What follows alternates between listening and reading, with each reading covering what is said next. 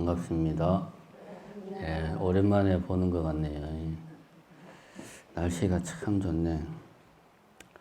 제가 원래 타고난 목소리는 엄청나게 좋은데 뭐 말만 조금 하면 목이 잠겨버려가지고 그래서 후천적으로 목소리가 안 좋습니다.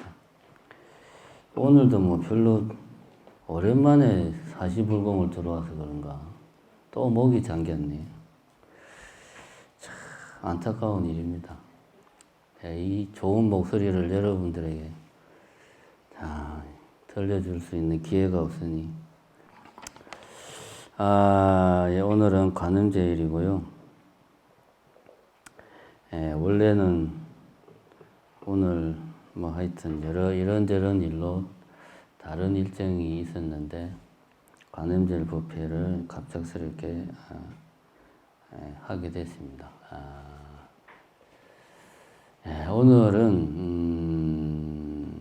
10월호 소식지가 아마 다음 주에 여러분들 댁으로 갈 겁니다.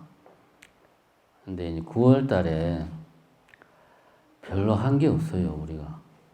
소식지를 다 내용을 채워도 페이지가 남아. 그래서 이 비는 페이지를 어떻게 해야 되나 해가지고 이제 부랴부랴 급하게 뭐 어디 책을 막 뒤져가지고 뭐 좋은 이야기 하나 뽑아가지고 그냥 급하게 한 페이지를 채워 넣었습니다. 그래서 오늘은 이번 소식지에 들어가 있는 제일 뒤에 보면 나오는 내용입니다. 성음선사의 이제 그 법문집이죠. 성음선사, 성음선사 법문집에 나오는 이야기를 소식지에 이번에 임시로 실었습니다. 그 내용을 가지고 한번 이야기를 해볼까 합니다. 물론 시작은 뭐 급하게 남는 페이지 채우려고 급하게 찾아 넣었지만 그래도 이걸 어떻게 잘 포장하냐 이것도 결국은 능력이다. 그래서 여러분들이 소식지가 도착하면 이게 이런 이야기구나 하는 거를 새겨서 좀 마음에 담을 수 있도록 오늘은 그 이야기를 좀 해볼까 합니다. 이야기의 핵심은 그거죠. 불교는 어떤 경쟁력을 가지고 있는가? 불교의 경쟁력이 뭐냐? 불교의 장점이 뭐냐? 하는 이야기입니다. 이야기의 핵심은 성음선사가 누구냐면 대만 스님인데요. 대만 불교가 좀 독특합니다. 대만 불교는 중국이 1949년도에 공산화가 되었잖아요. 그래가지고 중화인민민주주의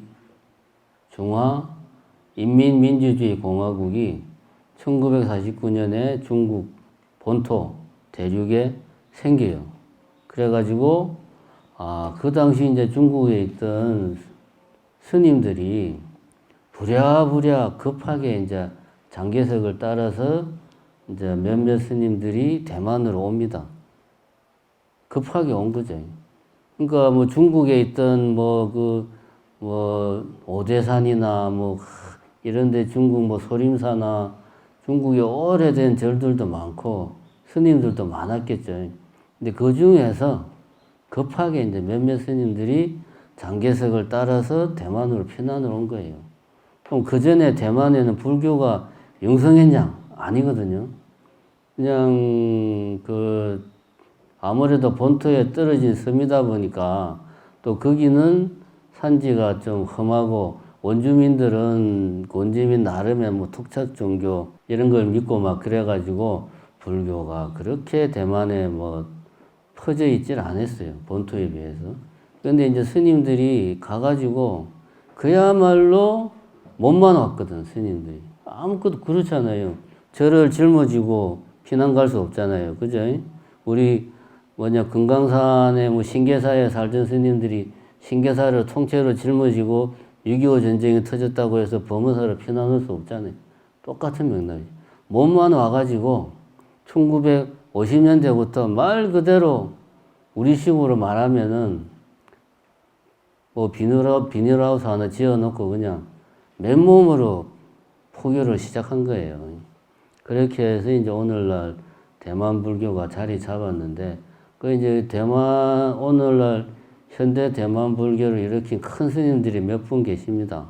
가장 대표적인 분이 이제 누굽니까? 불광선사, 그 성운대사, 그 스님도 아마 최근에 입석하신 걸로 알고 있는데, 그 다음에 이제, 자제공덕회 그 스님, 자제공덕회는 몇 년 전에 대만에서 큰 지진이 나가지고 피해를 크게 입었는데, 또 몇 년 사이에 그걸 또 다 복구를 했답니다. 그런데, 그리고 여기 이제 성음 스님 같이 이제 교나 학적으로, 율적으로 아주 이렇게 스님들로부터 존경을 받는. 물론 이제 제가자들로부터도 당연히 존경을 받지만, 뭐 하여튼 이런 1세대 큰 스님들이 몇 분 계십니다.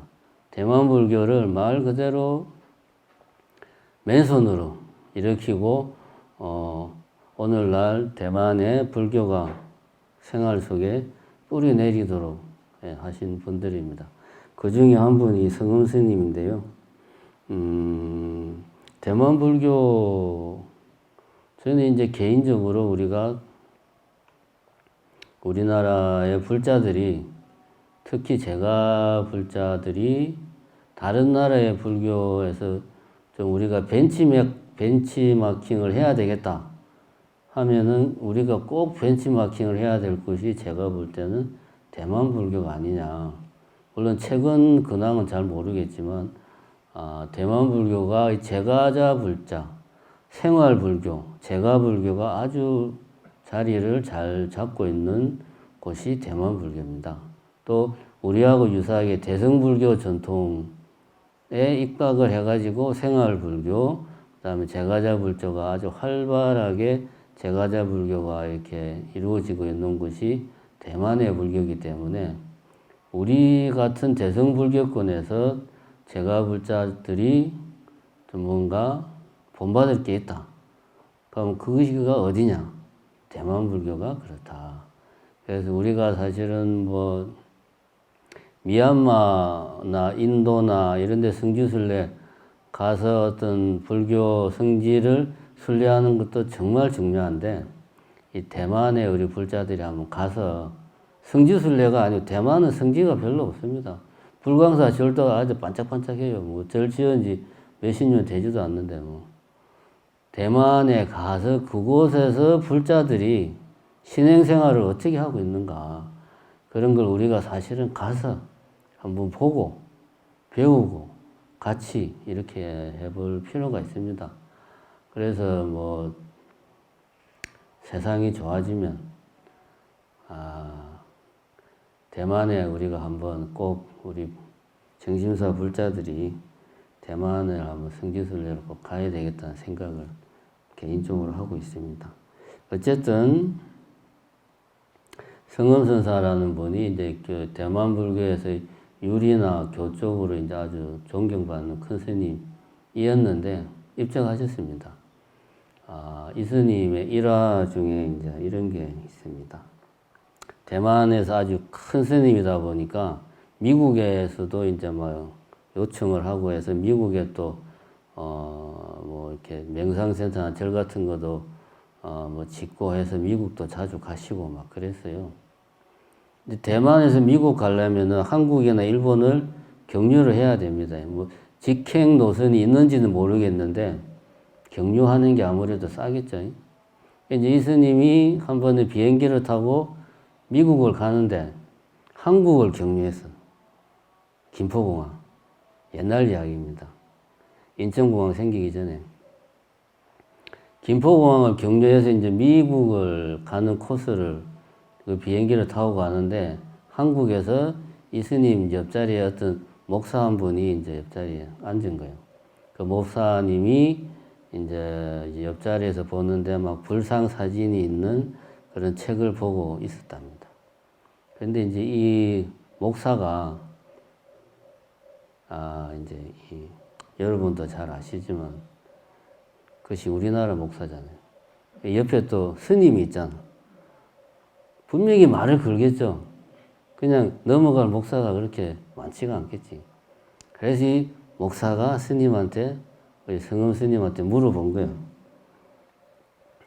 성금 스님한테 이제 자기가 보고 있는 책에 이제 불상 사진들을 가리키면서 당신은 이런 불상들을 이렇게 신앙하십니까? 이게 경배합니까? 일반적인 표현으로 신앙하십니까? 물어보니까 성금 스님이 대답하기를 나는 불상의 효용은 믿지만 불상을 신앙하지는 않습니다. 이렇게 이제 대답을 한 거야. 그러니까 이 목사가 생각하기에 상식에서 조금 뭔가 좀 대답이 이상하다 싶으니까 다시 이제 질문하기를 그러면은 기도는 하십니까? 물어보니까 성금 스님이 대답하기를 나는 기도를 하지 않지만 내가 가르치는 사람들에게는 기도를 하라고 가르칩니다. 이렇게 또 이제 대답을 한 거야. 그러니까 이제 목사가 말하기를 당신은 기도를 하지 않으면서 어떻게 다른 사람들에게는 기도를 하라고 가르칩니까? 그것은 다른 사람들을 속이는 거 아닙니까? 라고 이제 목사가 반론을 했어요. 그러니까 성금 스님이 말씀하시기를 예를 들어서 저의 제자들 중에는 기독교인이 많이 있습니다. 그 중에는 저의 제자이기도 하지만 교회에도 계속 다닙니다. 왜냐하면 이 스님이 미국에서도 포교를 많이 하니까. 저는 그것도 좋다고 봅니다. 그들이 저와 함께 공부하고 수행하는 것은 그들의 종교에 부족한 것을 불교가 제공해 준다고 믿기 때문입니다. 라고 이제 대답을 한 거예요. 그러니까 목사가 다시 물어봤습니다. 그러면 도대체 그들에게 무엇을 가르칩니까? 라고 이제 목사가 물어보니까 참 비행기 안에서 이제 어마어마한 이 문답이 오가지요. 저 같은 사람이 비행기 타고 가면 이런 질문을 할 사람 하지도 않겠지만 큰 스님이니까 이런 아주 별거 아닌 것 같은데 내용을 곰곰이 씹어보면 아주 깊은 내용이 있는 대화가 오고 갑니다. 목사가 이제 그러면 도대체 무엇을 가르치느냐 라고 스님한테 물어보니까 스님이 대답하기를 부처도 믿지 말고 하느님도 믿지 말고 심지어 당신 자신도 믿지 말라 라고 이렇게 가르칩니다 라고 이야기를 하니까 목사가 놀라서 대답하기를 그야말로 미쳤구만요. 미쳤지. 자기는 목사고 말하는 사람은 스님인데 부처도 믿지 말라고 그러고 하느님도 믿지 말라고 네 자신도 믿지 말라고 그러니까 당신 미친 거 아닙니까? 라고 대답을 하고 나서 한참 동안 말이 없다가 이 목사가 조금 후에 다시 스님에게 묻기를 저에게 당신이 말하는 그 불법을 좀 가르쳐 주시겠습니까? 라고 이렇게 물어봤다고 합니다. 자, 오늘은 이 이야기를 가지고 불교의 경쟁력이 뭐냐? 불교의 장점이 뭐냐? 이런 이야기를 해볼까 합니다. 이 내용 기억 못해도 10월호 소식지에 들어가 있으니까 나중에 보시면 됩니다. 제일 처음에 이제 불상에 대해서 물어봤죠. 이 불상을 당신은 경배합니까? 그러니까 신앙합니까? 물어보니까 나는 불상의 효용은 믿지만 불상을 신앙하지는 않는다. 라고 대답을 했어요. 여기에서 불상이라고 하는 것은 하나의 그 모든 종교에서 이야기하는 상징물, 조형물로 대신해도 됩니다. 그죠? 뭐 어떤 예수 그리스도 상이 될 수도 있고, 어떤 성모상이 될 수도 있고, 정 안 되면 어제 성황당에 이렇게 쌓아놓은 돌탑이 될 수도 있고, 종교에 상관없습니다. 그래서 이 목사가 물어본 것은 당신이 속한 종교의 그 어떤 그 상징물, 종교가 표방하는 상징물을 경배하는가? 라고 물어본 거죠. 그러니까 목사가 스님이 대답하기는 그 상징물의 효용을 나는 믿는다. 그러나 경배하지는 않는다. 이게 이제 불교와 다른 종교가 차이가 뭐냐 하면 불교는 애시당초에 출발할 때 종교로 출발한 게 아닙니다. 기독교나 유대교나 이슬람교 같은 불교의 다른 지금 현대의 고등 종교들은 출발부터 종교였어요. 기독교나 이슬람교는 뿌리가 같습니다. 따지고 보면 같은 뿌리입니다.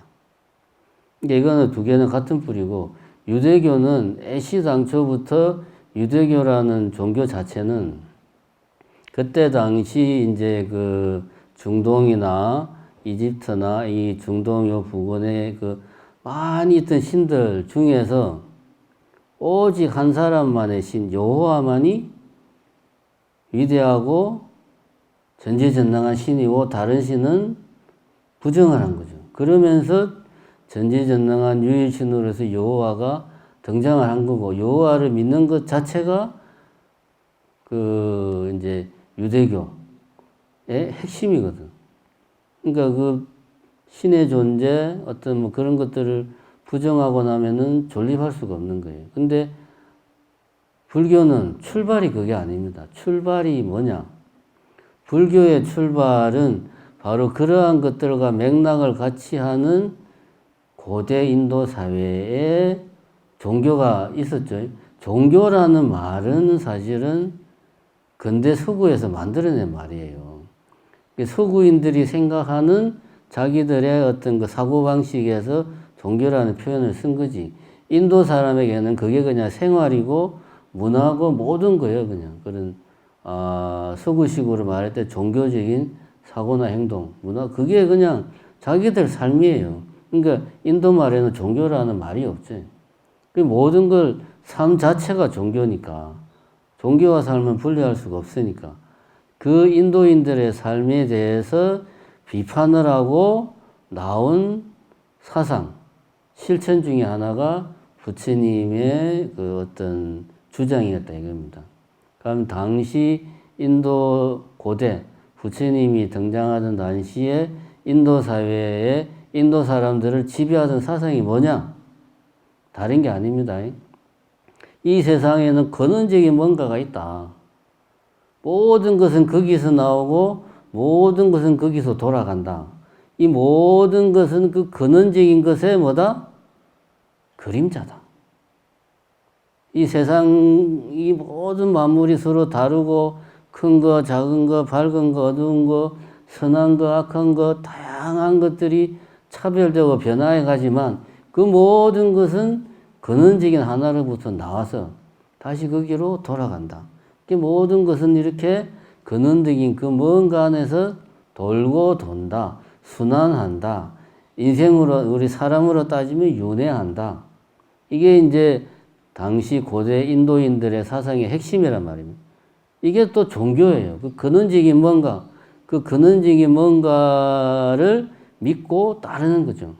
그걸 뭐 브라만이라고 이야기하기도 하고 아트만이라고 이야기하기도 하고 뭐 리타라고 이야기하기도 하고 다르마라고 이야기하기도 다양하게 표현을 해요.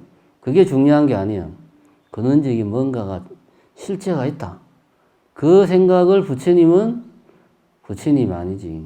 부처님이라 하면 깨달은 자를 부처님이라 하니까 고타마 시타르타라고 하는 왕족 출신의 수행자는 그걸 부정한 거예요. 근원적인 실제 그런 거 없다. 그런 거 없다. 라고 부정을 한 겁니다. 그리고 우리가 추구해야 될 것은 이 삶 자체가 고통이고 그 고통은 무상하고 변화하는 거기 때문에 거기에서 고통이 나오니까 이 사실을 깨닫는 것이 우리의 삶의 목표고 깨닫기 위해서는 수행을 해야 된다. 이게 이제 고타마 시타르타 수행자 가르침의 핵심이란 말이에요. 불교의 핵심은 출발은 수행이에요. 종교가 아니고 근원적인 실체, 유일신, 어떤 신적인 존재를 믿는 게 출발이 아니고 수행을 통해서 이 나와 세상의 실상을 깨달아서 고통에서 벗어나겠다. 이게 불교의 핵심이에요. 출발이 종교가 아닌 거지. 그러니까 성음 스님이 대답하기를 내가 속해 있는 굳이 종교라고 말을 하자면 이 종교에서 내세우는 상징물을 그것이 가진 어떤 효용은 분명히 있다. 부처님이나 뭐 이런 불상이나 효용 그건 난 인정하는데 그걸 내가 하나의 그 종교적인 상징으로서 경배하고 신앙하지는 않는다. 라고 이야기하는 거죠. 불교의 핵심은 바탕은 수행이고 수행이 그 위에서 종교적인 옷을 불교는 입고 있는 거다라는 이야기를 이제 하고 있는 겁니다. 그럼 두 번째는 이제 목사가 그러면은 이게 이제 목사의 질문은 상식적인 차원에서 질문하는 거지. 상징물을 경배하지 않는다면 기도라는 게 결국은 내가 그 믿고 따르는 존재를 상징화를 한 어떤 상징물, 조형물을 앞에 놓고 그 조형물 앞에서 기도하는 행위가 종교의 주된 어떤 종교 생활인데 그러면 당신은 상징물을 경배하지 않으니까 기도도 안 하겠네? 라고 이제 생각을 한 거죠. 그럼 이 이야기는 더 나가면 그러면 당신이 속한 종교의 상징물도 경배하지 않고 그러니까 아마 당연히 기도도 안 할 거고 그러면 당연히 믿음도 없을 거고 그럼 당신이 성직자냐 성직자가 아니지 않냐 뭐 이런 생각을 바탕에 깔고 기도를 하십니까? 라고 이제 물어본 거죠. 물어보니까 성음 스님이 대답하기를 저 자신은 기도를 하지 않지만 다른 사람들에게는 기도를 하라고 가르친다. 말이 안 되죠. 어떻게 보면. 자기는 기도를 안 하면서 남들한테는 기도를 하라고. 말이 안 되는 이야기를 하는 거예요. 여기에서 우리는 이제 목사가 말하는 기도, 그 다음에 성음 스님이 생각하는 기도, 기독교의 기도, 불교의 기도가 어떻게 다른가? 똑같은 기도지만 용처가 다르고 의미가 달라요. 용처라는 것은 말이 쓰이는 때, 말이 쓰이는 앞뒤 맥락이 다르고 의미가 다른 거죠. 목사가 말하는 기도는 말 그대로 갈구하는 겁니다. 원하는 것을 이루어 달라고 누구에게? 전지전능한 존재에게 매달리는 거지. 신의 뭡니까? 바지끄댕이를 붙잡고 제발 좀 나 좀 잘 살게 해달라고 애원하는 거죠, 기도가. 이게 이제 목사가 말하는 기도. 근데 성음 스님은 그런 기도 나는 안 한다. 당연하죠. 성음 스님은 스님이고 수행자란 말이에요. 수행자가 절대적인 존재에 애원하는 기도는 할 이유가 없죠. 그런데 그런 기도를 나는 다른 사람들에게는 하라고 가르친다. 왜냐?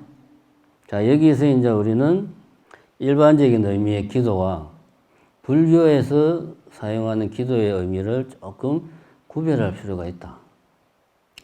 그러니까 성음 스님도 우선은 일반적인 의미의 기도를 이야기하고 있습니다.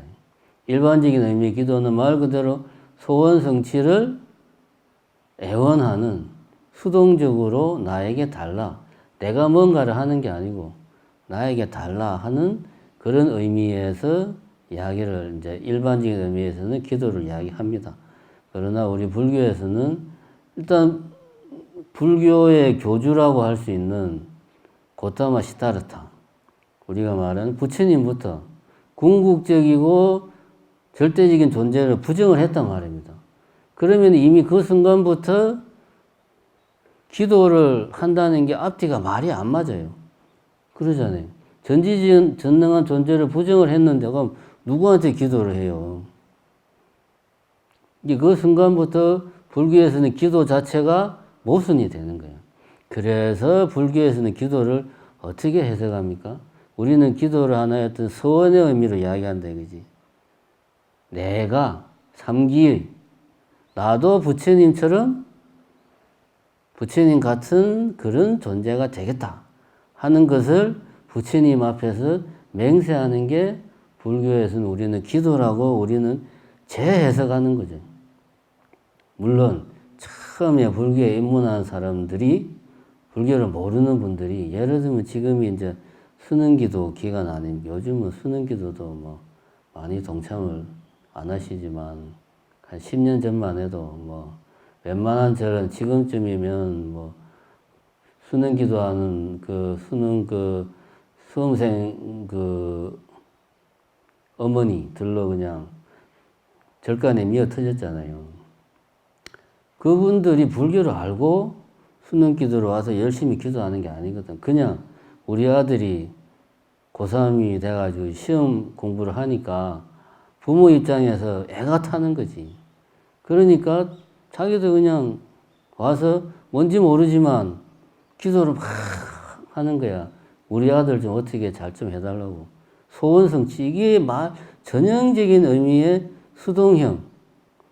제발 우리 아들 좀 붙게 해주세요. 애원하는 기도입니다. 시작은 이렇게 해요. 이렇게 하는데 그 기도를 내가 하다 보니까 이렇게 해서는 진정한 기도가 아니구나. 기도는 나도 부처님 같은 그런 어떤 깨달음을 얻겠다라고 어떤 맹세하는 소원을 세우는 그런 다짐의 자리로서 내가 그런 마음으로 기도를 해야 되겠구나 라고 이렇게 생각이 변화하고 발전해 가는 과정을 거쳐서 자연스럽게 불자가 되는 거죠. 물론 이제 그 중에는 수능 기도할 때만 나왔다가 뭐 이제 다시 이제 또 절과 멀어지는 분들도 있지만 계속 절에 나오다 보면 자연스럽게 이렇게 변화합니다. 기도의 의미가 발전한다 이거지. 그럼 여기서 말하는 성은 스님이 다른 사람들한테는 기도를 하라고 가르친다 라는 말은 두 가지 의미를 다 포함하고 있죠. 우선 처음 시작하는 거라면 인간이니까 인간은 욕망의 동물이란 말이야. 욕망이 없으면 인간이 아니란 말이야. 그건 신이지 어떻게 인간이요. 그러니까 처음은 그런 간절한 마음으로 개인의 욕망을 실현하기 위한 기도를 하는 것을 부정 안 한다 나는. 그러나 그런 기도를 함으로 해서 당신은 발전을 할 것이다. 그래서 나도 하나의 어떤 부처님 같은 존재로서 내 자신을 자리매김하겠다 하는 의지를 내 안에서 가지게 될 거다. 그런 기도로 불교적 의미의 기도로 발전해 나가리라는 것을 성은 스님은 또 믿으니까 그런 수동적인 의미의 기도도 부정하지 않는 거예요. 그러면서 동시에 당신이 하는 기도는 이런 기도가 돼야 된다라는 이야기를 함께 내포하고 있다. 근데 목사가 물어본 기도는 하십니까? 이거는 말 그대로 이제 애원하는 기도지. 그 기도만 이야기한 거죠. 여기에 대해서 성은 스님은 이제 이런 이야기를 한 겁니다. 불교의 경쟁력이라는 것은 다른 종교라고 말하는데 일단 신적인 절대적인 존재가 있어야 돼요. 근데 불교는 그런 존재가 있어도 되고 없어도 돼. 쉽게 말하면. 우리 불교 안에서는 필요라기보다 중생들의 그런 간절한 마음, 소원을 다 이렇게 들어주고 받아주는 분이 이제 관세음보살님이 가장 대표적이거든. 얘는 타 종교에서 절대적인 신의 역할을 관세음보살님이 좀 우리 불교에서는 나름대로 당신이 대신 해줍니다. 뭐 중생들이 처음부터 다 수행자고 처음부터 다 부처가 아니거든. 중생이니까 당연히 절에 와서 무언가 좀 애원하고 간청하는 것은 당연한 거예요. 그러니까 그런 대상도 우리 불교 안에는 있어. 그런데 거기에 끝이지 않는 것이 불교의 하나의 경쟁력이다 하는 점을 우리가 여기에서 알 필요가 있다. 그 다음에 그래서 이제 이 목사가 스님에게 반론을 제기하는 거죠. 당신은 기도를 하지 않으면서 왜 다른 사람에게는 기도를 하라고 가르치냐. 그건 당신은 그 다른 사람들을 속이는 거 아니냐. 이렇게 반론을 제기하니까 이제 스님이 이야기하기를 이렇게 이야기한 거죠. 내 제자 중에는 불자가 아닌 사람들도 있다. 기독교인들도 있다. 심지어 내 본문을 들으면서 교회 다니는 사람들도 있다. 그런 사람들에게도 불교는 분명히 도움이 되는 부분이 있다. 그러니까 여기서 성엄 스님이 기도를 하라고 이야기하는 것은 불교의 기도만을 이야기하는 게 아니고 기독교인으로서 교회에 가서 예배하고 기도하는 것도 하라 이거야. 당신의 종교에서 행하는 기도 해라. 부정하지 않는 거지. 타 종교를 부정하지 않는 거예요.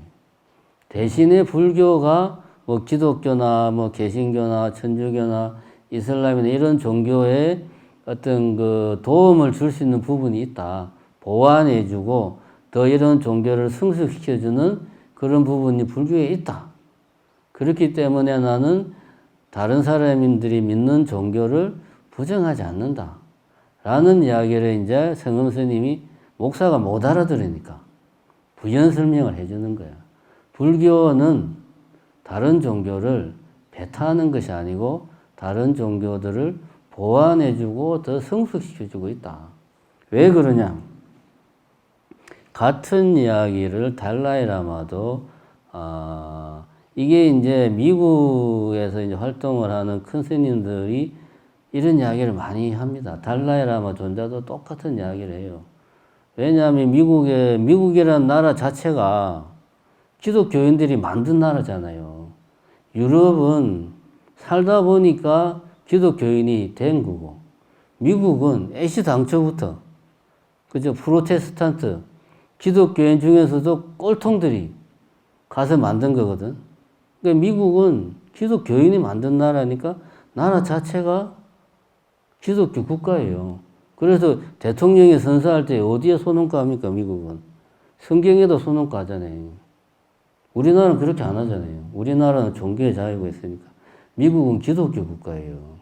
그러니까 미국에서는 무신론자가 상당히 힘들어요. 특히 이제 남부 쪽으로 가면 더 심해. 그래서 미국 같은 데서 이제 불교를 포교할 때는 이런 질문들을 많이 받는다, 이거예요.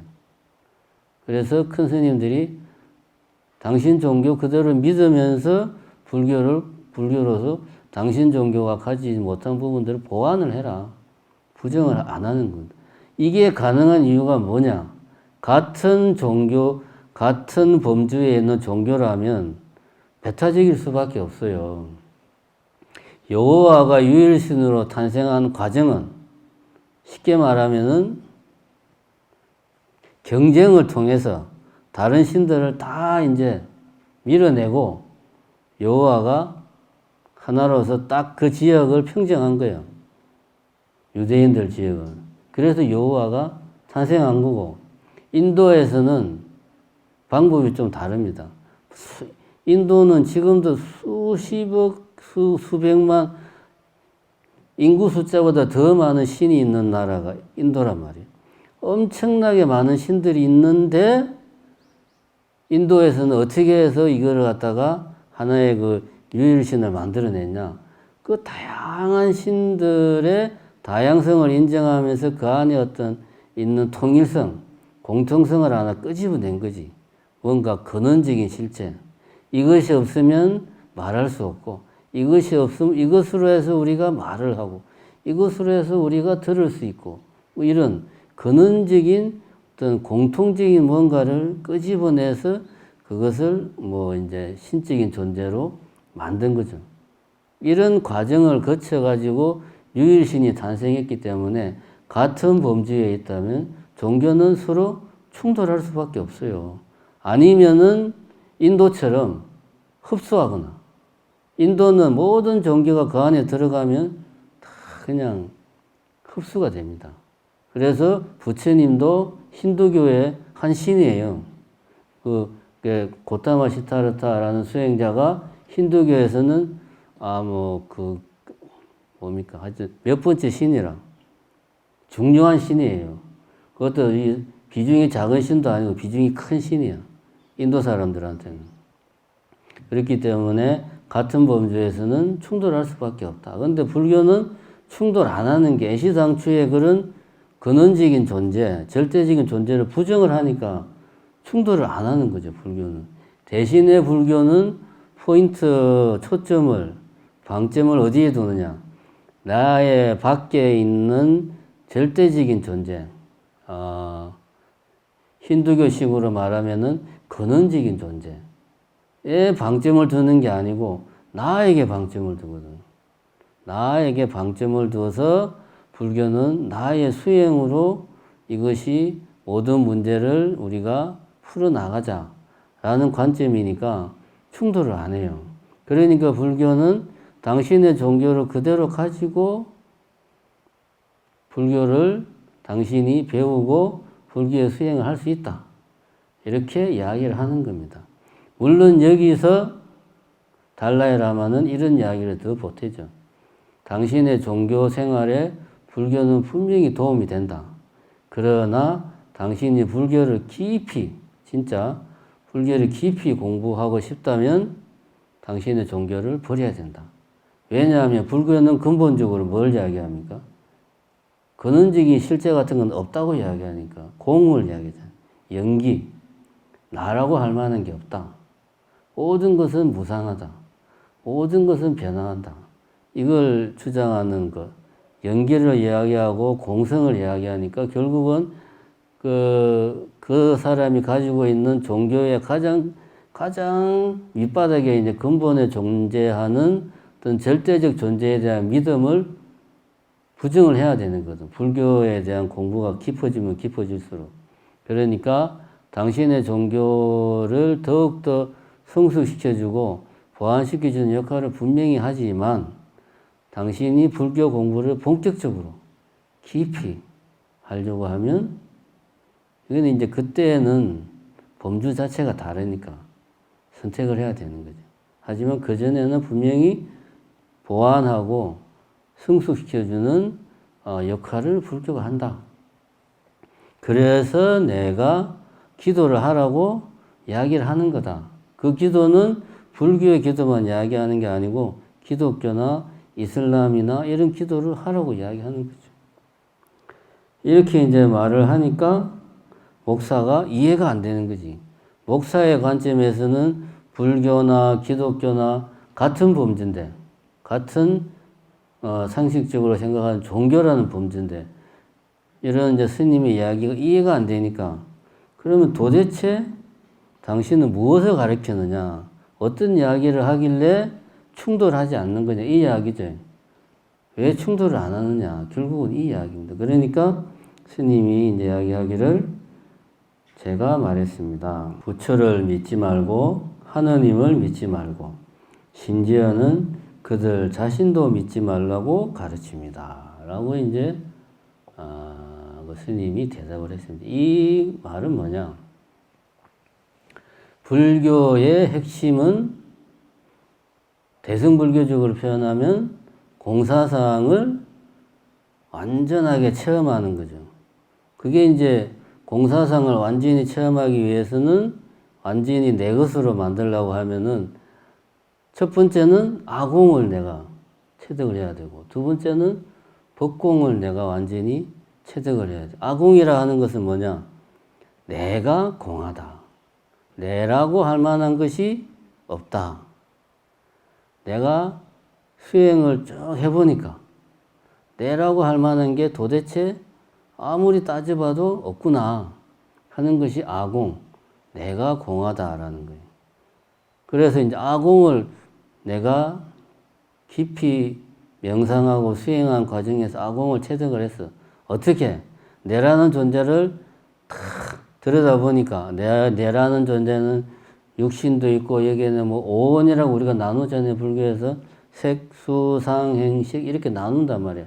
나누어서 보니까 내려가는 게 없네? 아공을 체득했어. 그 다음에 색, 수, 상, 행, 식 이런 걸로 다 나눴는데 그들 각각을 또 이렇게 색이면 색, 뭐 수온, 상온 이런 것들을 또 각각을 탁 살펴보니까 이것도 살펴보니까 끊임없이 변화하는 거야, 이게. 한시도, 일찰나도 고정된 게 없더라, 이거지. 무상하더라. 무상하니까 거기서 고가 나온다. 왜?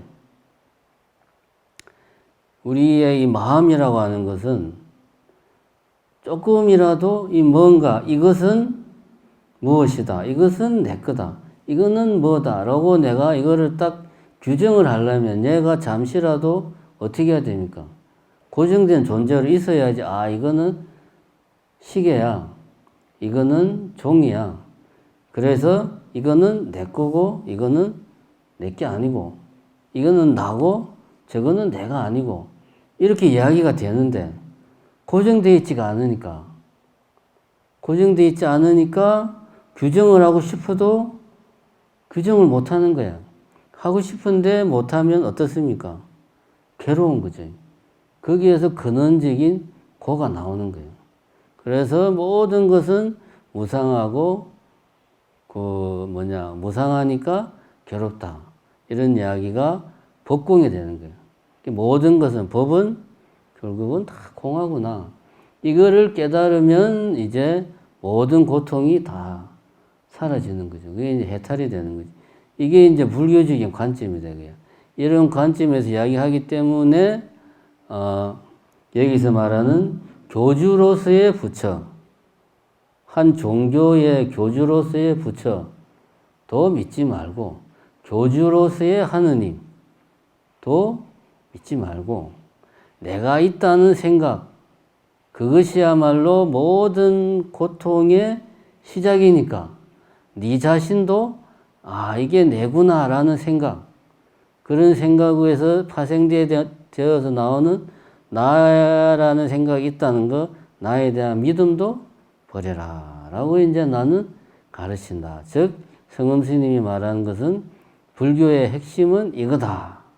불교는 종교가 아니고 수행이다.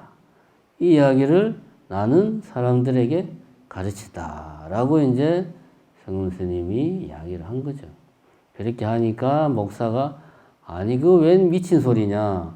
목사는 종교라는 틀 속에서, 종교라는 프레임 속에서 목사의 말은 말이 안 돼. 스님의 말은 말이 안 되는 게 왜? 교주를 부정하니까. 종교의 3대 요소가 있잖아요. 제가 몇 번 이야기했지만.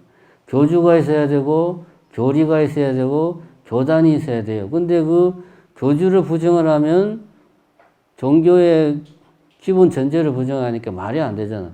그러니까 당신 미친 거 아니냐라고 이야기를 하는 겁니다. 근데 불교의 경쟁력은 거듭 이야기하지만 불교는 종교이기도 하고 종교가 아니기도 하다. 이것이 불교의 경쟁력이다. 그래서 지금 시대에는 종교가 갈수록 쇠락하고 있는 시대입니다. 종교가 탈색, 빛을 다 발해가지고 존재가 희미해져 가고 있는 시대예요. 이런 시대에서 기독교나 개신교는 자리 잡기가 힘들어요. 그러면은 이슬람교도 그렇게 되느냐? 그건 다릅니다. 이슬람교는 서구적 의미의 종교가 아니에요. 힌두교도 마찬가지입니다. 서구적 의미의 종교가 아니에요. 그 사람들의 생활이고 문화고 정치고 경제요. 우리 저 탈레반들 보세요. 자기 종교하고 다르다고 그냥 전쟁을 하잖아. 그 사람들은. 여자들은 아예 밖에 나오지도 못하게 하잖아요. 그거는 종교로 규정할 수가 없는 게 삶 자체예요. 그러니까 이거는 좀 다릅니다. 그러나 우리가 말하는 이 서구 자본주의가 일상화된 나라들, 지금 유럽, 미국, 아시아 대부분의 나라들은 종교가 갈수록 쇠퇴하고 있습니다. 이런 데서 불교는 근본적으로는 또 종교가 아닌 측면, 태생은 종교가 아니기 때문에 불교는 종교의 옷을 벗고 다른 옷을 입을 수도 있어요. 그 옷이 이제 뭐가 될지 모르겠지만 불교는 유연성이 있습니다. 충분히. 그래서 이제 스님이 대답한 것은 어떤 종교로서의 불교를 거기에 당신이 얽매여 있으면 불교의 정수, 불교의 핵심에 도달하지 못한다. 불교의 핵심에 도달하지 못한다. 이런 이야기를 한 거죠. 그러니까 목사가 처음에는 아니 당신도 종교인인데 어떻게 그런 이야기를 하냐라고 했다가 곰곰이 생각해보고 아 도대체 그게 뭘까? 불교의 또 다른 면, 수행으로서의 불교의 면, 이 도대체 뭘까? 그것이 이제 궁금해진 거죠. 그래서 다시 한참 동안 말이 없다가 다시 물어보기를 저에게 불법을 좀 가르쳐 주시겠습니까? 라고 이제 그 목사가 성음 스님에게 물어본 거죠. 정리하자면 불교의 경쟁력은 어디에 있느냐? 불교의 경쟁력은 다른 데 있지 않다. 불교는 종교이기도 하고 종교가 아니기도 하다. 종교가 인류의 정신과 인류의 문화를 지배하던 시절에는 불교는 종교적인 틀과 제도와 종교적인 어떤 문화 속에서 불교의 내용을 전 세계에 퍼뜨렸어요.